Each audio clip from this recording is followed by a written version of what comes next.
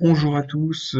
Pour ce deuxième exercice de probabilité, on commence par compléter le tableau qui est ici, qui se fait très facilement. Donc 15 plus 5 ça fait 20, 15 plus 7 ça fait 22, et 5 ça fait 27, 5 et 3 ça fait 8, 28 pour aller jusqu'à 45 il m'en faut 17, 17 moins 7 ça fait 10, et ici on a 18.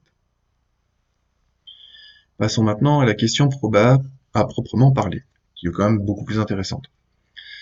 On sait que le tirage et le modèle de chaussures est tiré au hasard. Donc on choisit au hasard le modèle de chaussures.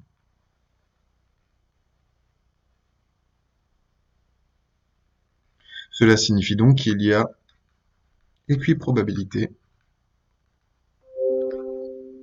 dans le choix des chaussures.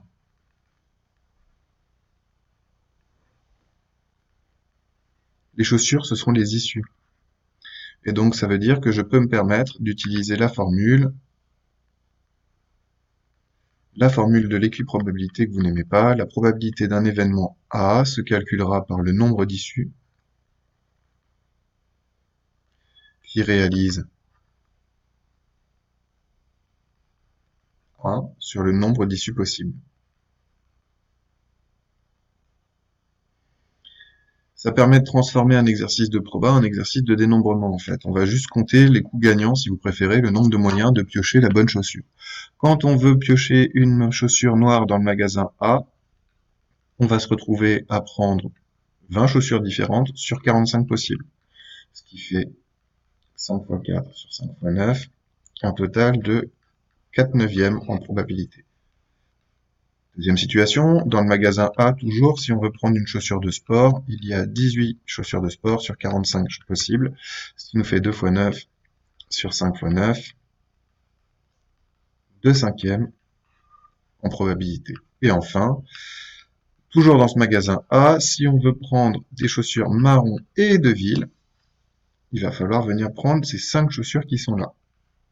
5 sur 45, à savoir 5 fois 1 sur 5 fois 9, ce qui va nous donner une probabilité de 1 neuvième. La probabilité de tomber sur une chaussure marron de ville, elle est de 1 neuvième dans le magasin A. Alors j'ai beaucoup insisté sur le magasin A parce que là on a un magasin B dans lequel la probabilité de piocher une chaussure noire est différente puisque les effectifs sont pas les mêmes. Enfin, il y a 30 chaussures noires sur un total de 54 modèles, ce qui fait 5 fois 6, pardon, sur 9 fois 6, et on se retrouve avec une probabilité de 5 neuvièmes dans le magasin B de piocher une paire de chaussures noires. À mettre en comparaison avec celle du magasin A, et on se rend compte qu'on a plus de chances, même si c'est mal dit, d'obtenir un modèle de couleur noire dans le magasin B que dans le magasin A. Voilà qui répond normalement à cet exercice. Ça ne sera pas au brevet blanc, mais c'est un exercice qui risque de tomber régulièrement au brevet. En moyenne, il y en a à peu près 1 sur 2 dans les énoncés de brevet ces dernières années. Voilà, bonne fin de journée à vous, et on se retrouve pour la prochaine concernant les fonctions. Au revoir.